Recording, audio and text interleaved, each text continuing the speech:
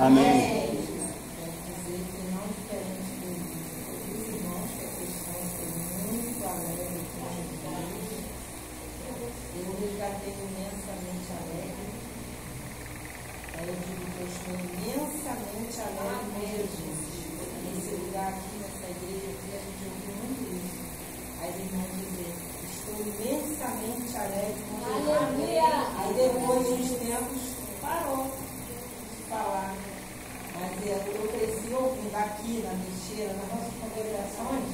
Dizendo assim, eu estou imensamente alegre com Jesus. Aleluia. E eu, assim, veio a minha memória novamente, depois de um tempo aí, que eu tenho agora falando também. Aleluia. Porque falar que estar alegre com Jesus é pouco, né? A gente está imensamente alegre com Jesus. Glória a Deus. Quero parabenizar essa igreja pelos 88 anos, não é isso? 88 anos de existência, esse lugar aqui. Lugar de fogo de glória. Então, muitas vigílias nesse lugar, vi muitas almas se render os pés do Senhor, vi cura nesse lugar, vi Deus agir, Deus operar, Deus bradar nesse lugar. E eu estava ali e o Senhor falava comigo assim: eu não tirei nada. Meu Deus. Glória a Deus. Porque aquilo que Ele estabelece, estabeleceu. Glória a Deus. Então não importa se tem 2, se tem 3, se tem 10, Ele estabeleceu. Aí eu glorifiquei ao Senhor, porque toda vez que eu venho aqui, me vem a memória, assim, sabe? Os tempos antigos, né? Que eu cresci vindo para cá. Minha mãe botava uns 9 filhos na frente e vinha para cá, né? E a gente vinha, todo mundo, jejuava junto com ela, as crianças, era só os adultos novos, criança também. E ela botava todo mundo na frente, todo mundo tomava um café e vinha para cá. Ficava todo mundo, aí dava meio-dia, às vezes passava um pouquinho, a gente estava com o olho branco, mas quietinho, recebendo do Senhor. Né? Então eu estou muito feliz, muito alegre de estar aqui hoje e comemorando, né, essa semana, a semana da festa, de 88 anos, 88 anos de glória, 88 anos de vitória. Agradecer ao pastor Francisco, que muito nos abençoa, né, não só pelo pastor, mas ele é um pastor amigo, né? O pastor Francisco é aquele pastor que ele parece com as ovelhas, ele vive no meio das ovelhas, ele abençoa as ovelhas. Sempre estou recebendo uma mensagem, né, de fé que abençoa a minha vida. E isso é muito bom. Irmãs, vamos ler aqui o tema que foi passado, né? O tema de Mateus capítulo 25, parábola das 10 virgens. E tem uma divisa. A divisa diz: desperta, ele vem. E nós estamos aqui, eu sei que vai ter muita coisa boa no decorrer desses dias de festa aqui, né? Vai ter muito desperta, muita palavra para despertar aqui. O Senhor, o Espírito Santo vai falar tremendamente nesse lugar. E hoje eu com misericórdia estou aqui com a oportunidade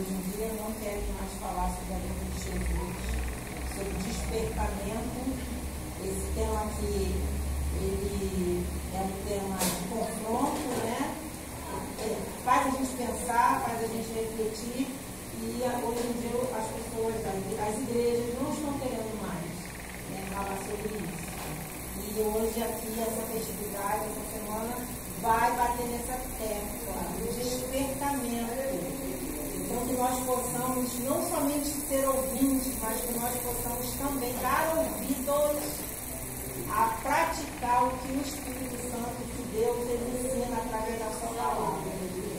E eu vou ler no versículo 1, que diz assim: o reino dos céus será semelhante a 10 virgens que, tomando as suas lâmpadas, saíram a encontrar-se com o noivo. 5 dentre elas eram nécias e 5 prudentes. As nécias, ao tomarem as suas lâmpadas, não levaram azeite consigo. No entanto, as prudentes, além das lâmpadas, levaram azeite nas vasilhas. E tardando o noivo, foram todas tomadas de sono e adormeceram. Mas à meia-noite, onde está o tema escolhido, mas à meia-noite ouviu-se um grito: eis o noivo, saí ao seu encontro. Então se levantaram todas aquelas virgens e prepararam as suas lâmpadas. E as nécias disseram às prudentes: dai-nos do vosso azeite, porque as nossas lâmpadas estão se apagando. Mas as prudentes responderam: não, para que não nos falte a nós e a vós outras. Ide antes aos que o vendem e comprai. E saindo elas para comprar, chegou o noivo. E as que estavam apercebidas entraram com ele para as bodas. E fechou-se a porta. Mais tarde chegaram as virgens nécias, ou tolas, clamando: Senhor, Senhor, abre-nos a porta. Mas ele respondeu: em verdade vos digo que não vos conheço. Vigiai, pois, porque não sabeis o dia nem a hora. Glória a Deus. Irmãos, parábola é um exemplo tirado do cotidiano, trazendo um significado espiritual. É uma parábola. Parábola vem do grego parabolo. Para quer dizer ao lado. Bolo, lançar ou colocar. Isso nos dá a conotação de colocar uma coisa ao lado da outra, fazendo comparações. Isso é uma parábola. Jesus sempre falou em parábolas? Não. Jesus nem sempre falou em parábolas. Mas é o que a gente vê através da palavra de Deus, que Jesus começou a falar em parábolas, mesmo no livro de Mateus, no capítulo 12. Está relatado isso do 22 ao 33, quando Jesus cura um surdo, né? Não é? Um surdo endemoniado. E os fariseus, eles começam a blasfemar. Mas eles não estavam blasfemando, né, do homem, eles estavam blasfemando do Espírito Santo. E tem aquela advertência lá para nós. A partir daí, Jesus começou a falar em parábolas. Aí Marcos 4, 33 e 34 diz que era para ocultar os mistérios do reino de Deus. Porque já que tinha alguns que não entendiam, então Jesus começou a falar em parábolas. E ele se saiu muito bem, a gente vê isso na palavra de Deus. Então está relatado lá, não vou ler, quem quiser depois ler. Mas para os discípulos, ele falava em particular. Ele falava em particular. E ele falando em particular, ele não precisava falar em parábola. Ele falava abertamente tudo aquilo que os discípulos precisavam ouvir, sem colocar um significado, né? Sem fazer um rodeiozinho, que a palavra, né? Que a parábola nada mais é do que isso. Um exemplo tirado do cotidiano, então ela faz entendeu? Uma curvinha ali, aqui, para chegar ao ponto que Jesus queria. E aí é que está. No nosso meio, só tem discípulo? Perguntar ao pastor. Só tem discípulo? Não. Aí que está. Por isso que eu aprendo com a palavra de Deus que às vezes não dá para a gente falar tudo. Não dá. Para você abrir, né? Você tem que ir até ali e dali em diante, deixa o Espírito Santo te responsabilizar por você. A gente aprende, a palavra de Deus ensina. E eu quis assim dar essa introdução, porque às vezes a gente ouve parábola, e a gente não para a quer dizer de fato, por que Jesus falava em parábola, né? Eu mesma, se eu não estudasse, eu não ia saber que Jesus nem sempre falou em parábola. Mas a palavra de Deus, ela nos ensina, né? Nós estamos aqui para aprender. E aí Jesus nem sempre falou, foi depois de um ocorrido, de um incidente, de algo que ele viu, que aí, como Jesus era a própria sabedoria, não, peraí, deixa agora eu então usar a sabedoria do Pai que me enviou. Vou falar em parábolas. E assim eu vou levar a minha mensagem e ao mesmo tempo eu vou confundir o inimigo. Né? Jesus ensina a gente a confundir o inimigo. O nosso dia a dia nos ensina. As batalhas nos ensinam a confundir o inimigo. Nem sempre tu pode declarar tudo. Tem dia que você tem que ter sabedoria e inteligência espiritual para você confundir, deixar ele confundido. Está tudo quebrando, você está lá. Né? Está tudo de cabeça para baixo, você está louvando. Né? Está tudo, todo mundo vendo, está tudo ruim, está tudo errado, você está caminhando, você está confundindo o inimigo. A Modernice confundiu o inimigo. O testemunho dela aqui. Né? O inimigo foi derrotado, né? Ela recebeu um grande livramento e ela está aqui, confundindo o inimigo. Se ela não falasse o que ela passou, ninguém ia saber. Nem você. Ninguém ia saber aqui. Mas ela contou porque foi para a glória de Deus, para glorificar o nome de Deus. E é assim que nós vivemos dia após dia. E aí a gente prossegue. Jesus, né? Quando estava em Jerusalém ensinando os seus discípulos acerca o que acontece? Essa parábola de Mateus 25, Mateus 24 e 25, acontece quando Jesus estava em Jerusalém ensinando os discípulos sobre os acontecimentos do fim dos tempos. Olha, naquela época Jesus estava falando acerca do fim dos tempos e a necessidade de constante vigilância. Constante vigilância. Né? Às vezes a gente quer andar um pouquinho à vontade, né? Isso é um ser humano. Né? Não estou criticando ninguém, não, mas nós seres humanos somos assim. Só que a Bíblia diz o contrário. Ela não concorda comigo quando eu quero ficar à vontade um pouquinho. A constante vigilância foi passada como ensino para os discípulos. Foi a parábola de Mateus 24 e 25, os 2 capítulos.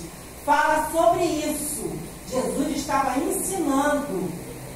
Era um discurso escatológico, porque fala do fim.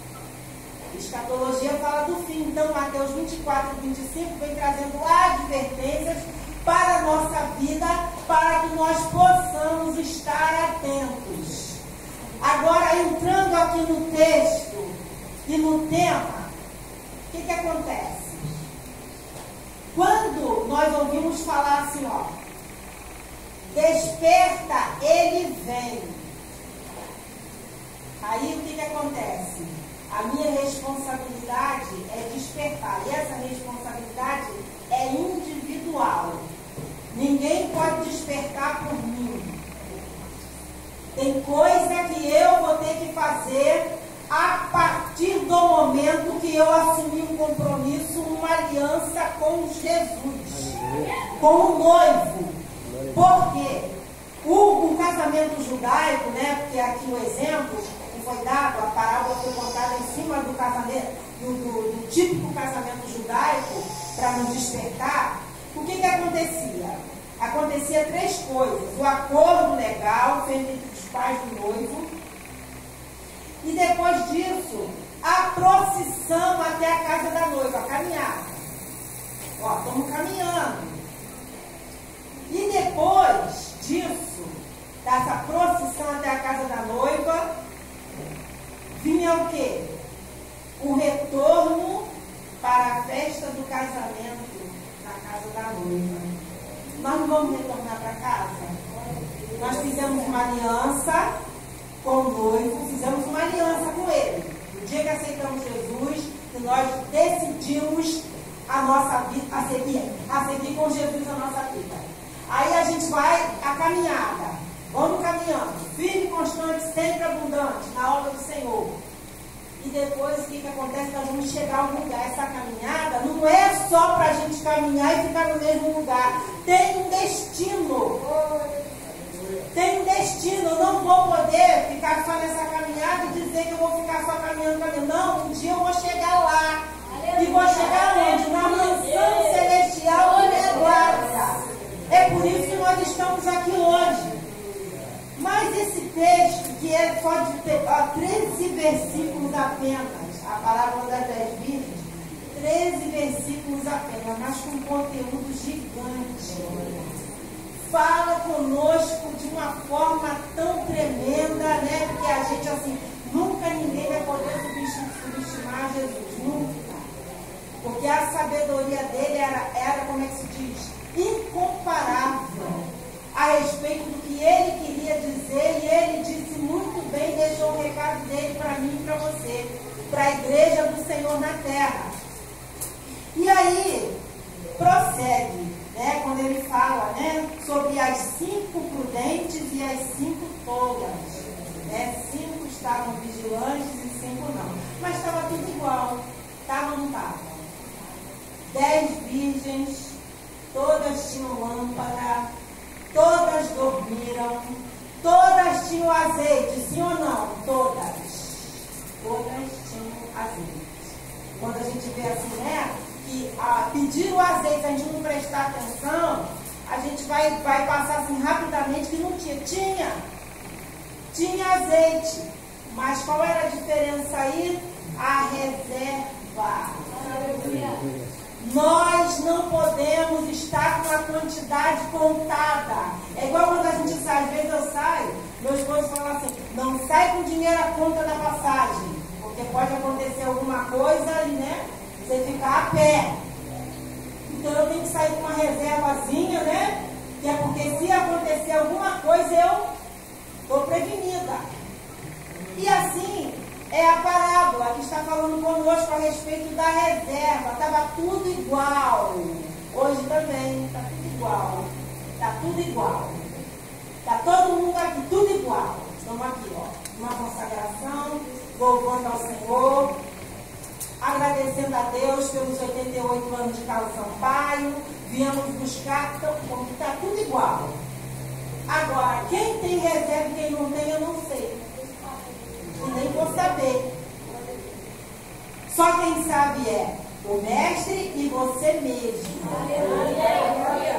Eu tenho que saber se eu estou com reserva ou se eu estou na reserva. Porque às vezes eu não estou com reserva, eu estou na reserva. O carro, combustível de carro, quando fica na reserva, o que o motorista tem que fazer? Tem que ir para o posto abastecer. E o que acontece? Se eu for tola, se eu não for prudente, o que eu vou fazer? Eu vou prosseguir. Não dá. Né? Não tem motorista assim? Não dá na reserva, mas dá. E eu vou. Chega num dado momento, num período da minha trajetória, o que acontece? O carro para! E eu não consigo mais prosseguir. E aí é que está. Aonde vai parar? Não sei. Às vezes vai parar num lugar aonde é perigoso. Aonde eu vou correr riscos. E aí aqui na parábola o risco era, se não tivesse reserva, poderia ficar sem entrar nas bodas do casamento. O nosso risco é muito sério, porque nós podemos, se não tiver reserva, se você ficar com o azeite contado, sabe aquela pessoa que busca de um ponto, vou descansar. Ó, obra de Deus, as coisas do reino não tem aposentadoria. Não tem aposentadoria. Glória a Deus pela vida da irmã Maria. A irmã Maria é aquela pessoa, pastor, o Senhor está novo no campo, né, mas a gente é mais antigo. Antigamente as festividades tinham uma consagração sábado. Ia todo mundo, a irmã Maria, todas que eu ia, porque eu já tive, né, já tive na liderança, todas as congregações, a irmã Maria estava lá. E hoje eu tive que recordar, porque ela veio já continua com a Sampaio. Eu moro em Austin, eu moro no centro de Austin, acho que a Sampaio longe, ela veio de Jacutinga. Glória, coisa linda. E era assim, sempre foi assim. E sabe o que acontece? Eu vi a senhora renovada a cada dia. E isso traz exemplo para a minha vida. A senhora para mim é assim um espelho. Porque eu falo, vale a pena. Vale a pena. Porque aquele versículo fala assim, ó. Firme e constante, sempre abundante, na obra do Senhor, se cumpre na vida dela. Né? Se cumpre, e eu quero isso para a minha vida também. Então, o firme e constante é assim.